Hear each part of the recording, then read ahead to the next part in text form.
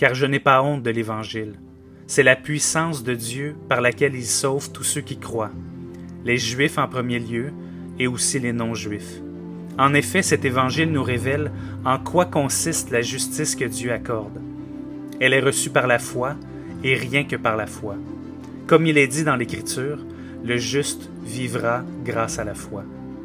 En effet, du haut du ciel, Dieu révèle sa colère contre les hommes qui ne l'honorent pas et ne respectent pas sa volonté. Ils étouffent ainsi malhonnêtement la vérité. Par la foi, nous comprenons que l'univers a été harmonieusement organisé par la parole de Dieu, et qu'ainsi, le monde visible tire son origine de l'invisible.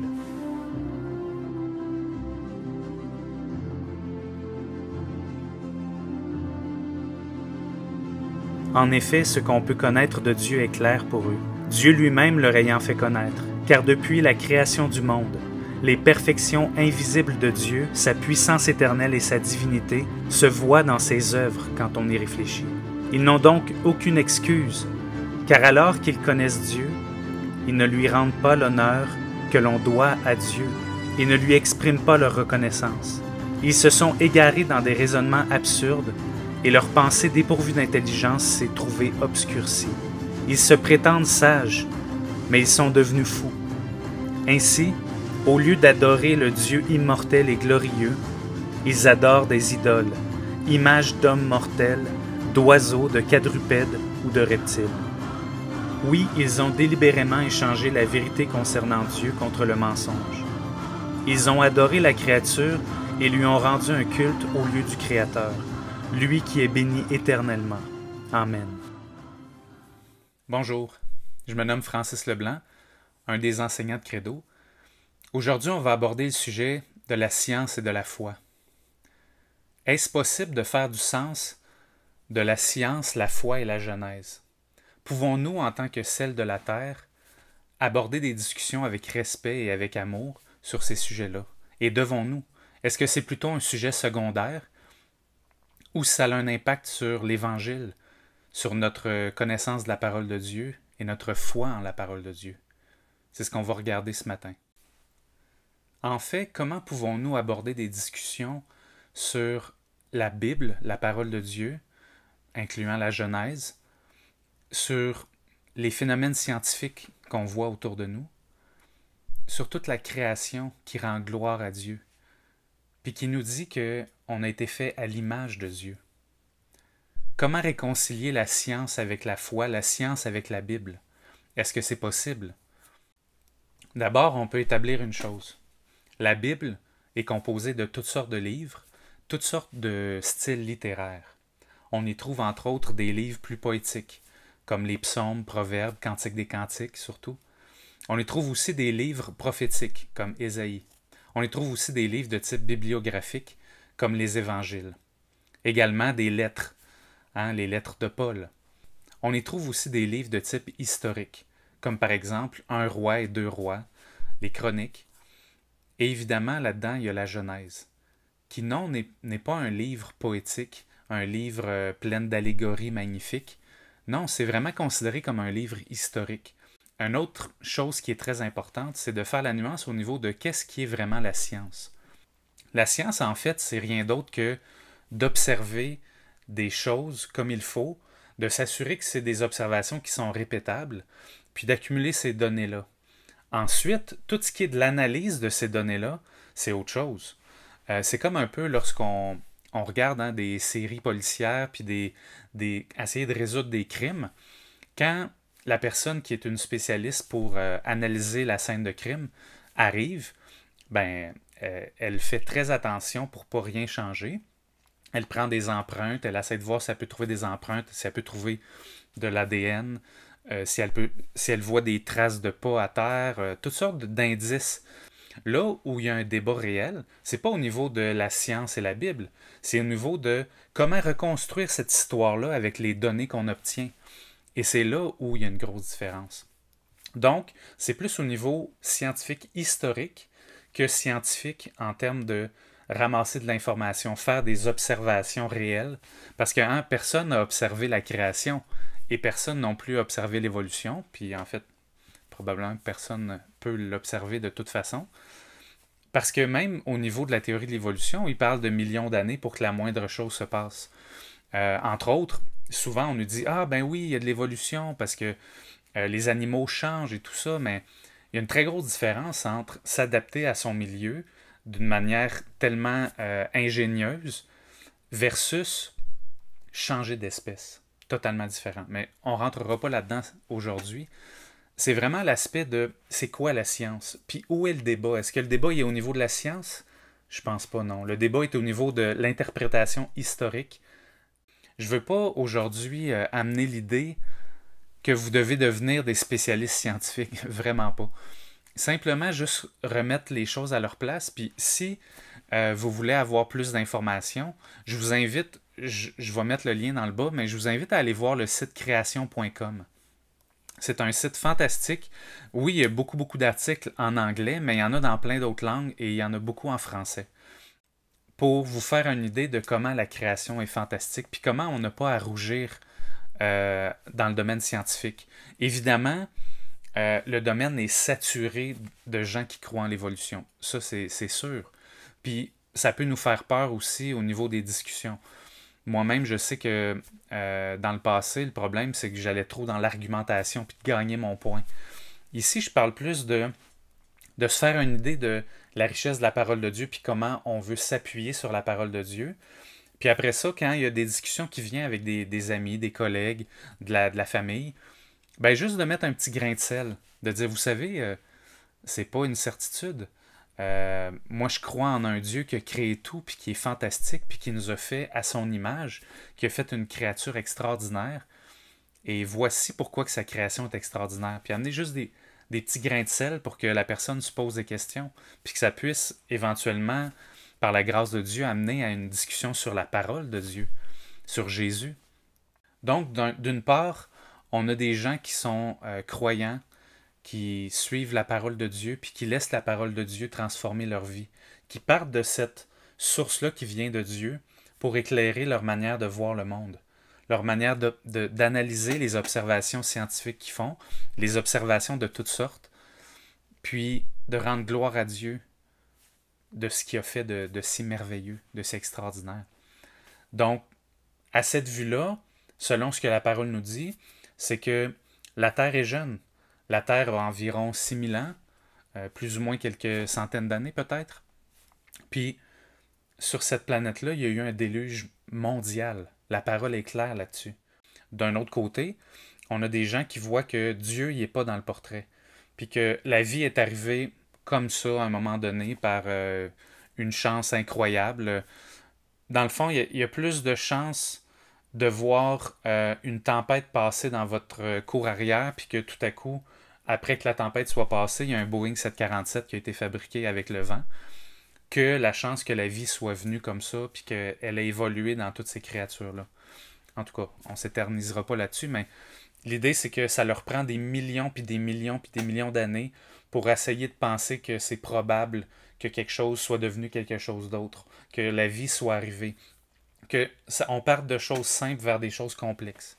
Donc, c'est les deux grands courants qui viennent prendre les observations selon leur position, puis déclarer des choses par rapport à ça. Par exemple, en tant que croyant, sachant qu'il y a eu un déluge mondial, ben, quand on regarde des choses comme le Grand Canyon, comme des grandes formations rocheuses, c'est facile pour nous de voir là-dedans quelque chose qui est directement relié au déluge. C'est-à-dire que, imaginez la planète couverte d'eau, à un moment donné, l'eau s'est retirée violemment. Hein, quand Dieu a décidé que le déluge était fini, les eaux se sont retirées pour que la terre revienne. Puis ça l'a créé, ça l'a creusé des canyons de manière très rapide. Pareil pour les fossiles. Du point de vue croyant, du point de vue chrétien, on voit des fossiles, puis on se dit, c'est tout, pratiquement, en fait, c'est tous des animaux qui sont morts au déluge, qui ont été fossilisés, écrabouillés par des tonnes d'eau, des tonnes de sédiments. Puis d'ailleurs, quand on regarde des places comme, mettons, National Monument aux États-Unis, on voit des tonnes et des tonnes de fossiles empilés les uns sur les autres, comme si il y avait une horde d'animaux qui avait été complètement broyés par une vague gigantesque. Donc, c'est ça. Juste des petites pistes comme quoi que c'est tout par rapport à la foi qu'on met dans la parole, puis comment on interprète les choses autour de nous. Puis, encore une fois, c'est pas une question de gagner un argument, c'est vraiment d'être le sel de la terre. C'est vraiment de venir mettre des petites pensées, puis des discussions, puis peut-être effectivement que ça va faire que vous allez être ridiculisé. Même si c'est juste un peu un petit rire d'un ami ou d'un membre de la famille, ça peut arriver. Mais on doit se rappeler que Jésus nous dit que ça va nous arriver d'être rejetés à cause de lui. Ça ne doit pas être sur cette base-là qu'on arrête d'être le sel de la terre. Puis je mets l'encouragement autant pour moi que pour vous d'ouvrir la bouche. Pendant des années, je faisais simplement que jamais parler de sujets scientifiques. Je travaille dans le domaine scientifique depuis longtemps. Puis pendant plusieurs années, je me disais non, juste pas en parler, ça vaut pas la peine. Mais je trouve qu'après avoir repensé à tout ça, ça vaut la peine. Ça vaut la peine d'être le sel de la terre, puis effectivement de baigner ça dans la prière, puis de se dire, Seigneur, donne-moi une opportunité de briller pour toi, puis de rendre gloire à ta création, puis à ton œuvre extraordinaire. Et même s'il vous arrivait de souffrir parce que vous faites ce qui est juste, vous seriez heureux. Ne craignez pas les hommes, ne vous laissez pas troubler. Dans votre cœur, reconnaissez le Seigneur, c'est-à-dire Christ, comme saint. Si l'on vous demande de justifier votre espérance, soyez toujours prêt à la défendre, avec humilité et respect, et veillez à garder votre conscience pure. Ainsi, ceux qui disent du mal de votre bonne conduite, qui découle de votre union à Christ, auront à rougir de leur calomnie. La grandeur de Dieu est partout. Sa magnificence qu'il a mis dans sa création, son amour qu'il a mis dans sa création, la beauté, on ne peut pas dire qu'on n'a pas vu la gloire de Dieu. La Bible nous le dit. On est tous coupables si on dit qu'on n'a pas vu la gloire de Dieu parce qu'elle est manifeste partout autour de nous. Puis quand il parle dans le visible et l'invisible, bien sûr, il doit parler aussi du matériel et du spirituel, mais aussi des choses physiques, matérielles qui sont tellement petites ou tellement grandes. De notre siècle, on est béni parce qu'on commence à les découvrir tellement plus. Puis l'idée, c'est de rendre encore plus gloire à Dieu. Une des choses, entre autres, qui souvent semble peser très lourd dans la balance du côté de l'évolution, c'est la datation scientifique. Faut faire attention, il y a plein d'ouvrages là-dessus que vous pourrez lire sur création.com, mais la datation, par exemple, au carbone 14 ou d'autres méthodes plus récentes, n'est pas infaillible. C'est une datation qui est totalement appuyée sur le cadre de pensée des gens qui l'utilisent. Puis elle fait des erreurs continuellement. On parle aussi de datation par la radioactivité, mais en fait, la radioactivité nous indique aussi des âges jeunes de la planète. En tout cas, il y a plein de pistes comme ça sur la datation, sur plein de sujets qui sont vraiment intéressants à développer par curiosité ou juste pour, comme dit la parole, être toujours prêt à défendre notre foi. Pas aller dans les détails scientifiques nécessairement tout le temps, mais comme je disais, le sel de la Terre. On a parlé de plusieurs phénomènes scientifiques qui peuvent être expliqués pour venir supporter le récit biblique de la création. Mais on va arriver à un sujet encore plus pointilleux. Oui, il y a toute la question scientifique, comme on a dit tout à l'heure, mais l'impact le plus grave au niveau évolutionniste, et eux-mêmes le disent, c'est que si l'évolution est vraie, on ne peut pas l'adapter à être une évolution que Dieu aurait voulu. Pourquoi? Voici pourquoi. L'évolution nous trace un ordre de fossiles, un ordre de couches terrestres sur des millions d'années, qui implique que la mort existe depuis des millions et des millions et des millions d'années, qui implique que selon eux, l'homme existe depuis 100 000 ans, à peu près. La Genèse nous déclare que le péché original est arrivé dès le début. Hein? Il y a eu les 6 jours de la création où le sixième jour, Dieu a créé l'homme, puis ensuite, le 7e jour, il s'est reposé. Donc, peu importe la manière qu'on voit les jours de la création, ça sera un autre sujet. Est-ce que c'est des jours littéraux ou ça veut dire 1000 ans ou ça veut dire 1 million d'années chaque jour? Ça m'étonnerait. Peu importe comment on voit ça, ça reste que le péché est arrivé après. Donc, ça veut dire que si ça nous prenait des millions et des millions d'années pour en arriver au péché, ben, depuis le péché, là, on a la généalogie très précise d'Adam jusqu'à Jésus. On l'a dans la Bible. Puis même si on a des petits débats de centaines d'années sur certaines versions bibliques, ça reste que entre Adam puis Jésus, c'est quelques milliers d'années. On parle de quoi? 5500 ans, peut-être plutôt 5000 ans. Puis ça veut dire quoi? Ça veut dire que, est-ce qu'en 5000 ans depuis le péché, il y a pu avoir tous les fossiles? Est-ce qu'en 5000 ans depuis le péché, il y a pu avoir tout ce qu'on voit qui semble pour nous être plutôt des vestiges du déluge? Le déluge s'est passé là-dedans, oui. Mais pour nous, ça fait tout du sens s'il y a eu le péché originel. Si le péché originel a été mal expliqué dans la Bible, puis que les généalogies, c'est du mensonge, je pense pas qu'entre Adam et ses fils, il y a eu des millions d'années, on s'entend. Ben, à ce moment-là, est-ce qu'on peut faire confiance à la Bible? Est-ce qu'on peut faire confiance que tout ce qui est écrit là est vrai? Autre aspect, pourquoi, si le péché est là depuis des centaines de milliers d'années, que la mort est présente, qui est la conséquence du péché ultime, la mort, si elle est là depuis des millions d'années, pourquoi Jésus est venu mourir pour nous? Pourquoi Jésus est venu racheter une création qui est en train de souffrir depuis des centaines de millions d'années?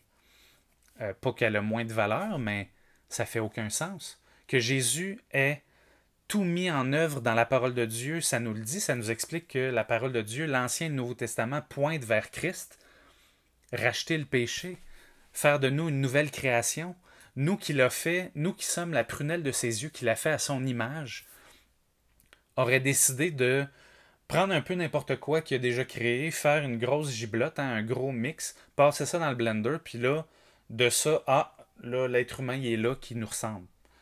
Ça aussi, ça l'enlève la gloire à Dieu, mais le fait surtout que si le péché originel n'est pas là, n'est pas il y a 6000 ans, ben, il n'y a plus rien qui a du sens dans tout ce que la Genèse nous dit, dans tout ce que la parole de Dieu pointe vers Christ qui est venu mourir pour le péché.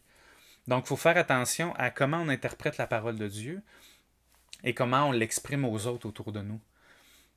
Jésus, c'est le centre de ce que l'Évangile nous dit, c'est le centre de ce que toute la Bible nous dit. C'est lui qui a tout fait, c'est lui qui a tout créé, puis c'est lui qui est venu recréer, c'est lui le deuxième Adam. Ce Fils, il est l'image du Dieu que nul ne voit. Il est le premier-né de toute création, car c'est en lui qu'ont été créées toutes choses dans les cieux comme sur la terre, les visibles, les invisibles, les trônes et les seigneuries, les autorités et les puissances. C'est par lui et pour lui que Dieu a tout créé. Il est lui-même bien avant toute chose et tout subsiste en lui. Dieu vous a réconcilié avec lui par le sacrifice de son Fils, qui a livré à la mort son corps humain, pour vous faire paraître saints, irréprochables et sans faute devant lui. Mais il vous faut bien sûr demeurer dans la foi, fermement établis sur ce fondement sans vous laisser écarter de l'espérance qu'annonce l'Évangile. Cet Évangile, vous l'avez entendu, il a été proclamé parmi toutes les créatures sous le ciel. Alors mettons notre foi dans ce que la Bible nous dit, puis glorifions Dieu par nos observations, par nos éclats de joie quand on voit la création. Merci de votre écoute. Puis je vous invite à aller regarder création.com. Il y a toutes sortes de belles choses là-dessus. Puis au plaisir d'en discuter avec vous.